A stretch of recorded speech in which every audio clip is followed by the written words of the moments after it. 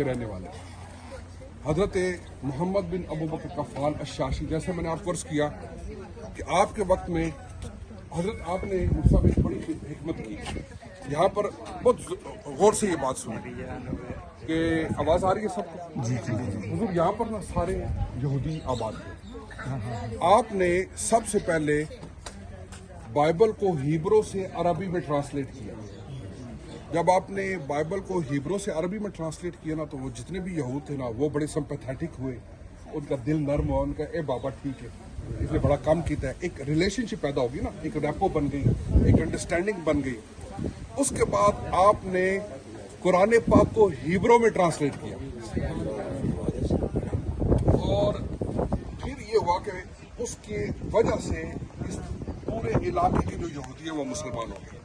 میں نے آپ کو عرض کیا تھا کہ کرغستان میں سارے کے سارے جو مسلمان ہیں وہ حضرت محمد بن ابو بکر قفال الشاشی.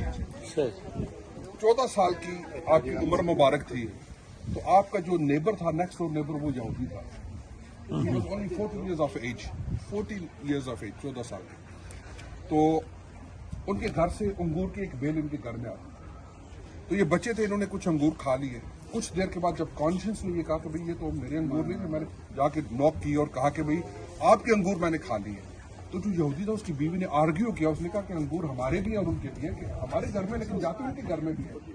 لیکن اس نے کہا نہیں، 1000 پاؤنڈ جو بھی ہوا یہ پے کرنا پڑے گا.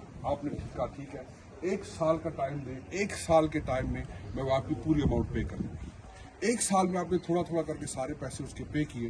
جب آپ نے پیسے پے کیے نا تو اس وقت اس یہودی کی بیوی نے کہا کہ یہ دین اور یہ اخلاق اور یہ خوبصورتی اور یہ حسن ایسا ہے کہ جس کو اپنایا جائے. اور وہ اس اپنے قبیلے اور پورے یہود کے سردار تھے. وہ بیوی پہلے مسلمان ہوئی، پھر خاوند مسلمان، پھر پورا قبیلہ مسلمان. تو یہ وہ ہستیاں ہیں کہ اوغور جو ہے، آپ دیکھیں یہاں پر، آپ دیکھ لیں یہاں پر آنے والے لوگ کیا مسلم ہیں کیا غیر مسلم، کیا حجاب والے ہیں کیا بغیر حجاب، کیا داڑھی والے ہیں بغیر داڑھی والے. یہ ساری دنیا سے لوگ یہاں پر آ کر خراج تحسین پیش کرتے ہیں، اپنا سلام پیش کرتے ہیں. اس میں مسلم بھی آپ کو نظر آ رہے ہیں، یورپین بھی نظر آ رہے ہیں، امریکن بھی نظر آ رہے ہیں، مسلم بھی نظر آ رہے ہیں، غیر مسلم بھی نظر آ رہے ہیں.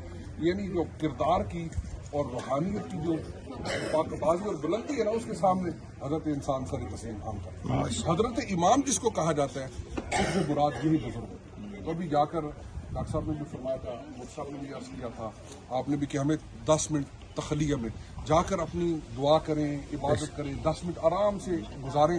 اس کے بعد پھر ہم اجتماعی بھی تھوڑا سا دعا کریں گے ضرور، لیکن پہلے اپنا ایک انڈیویجول پرسنل کوائٹ ٹائم جو ہے وہ گزاریں.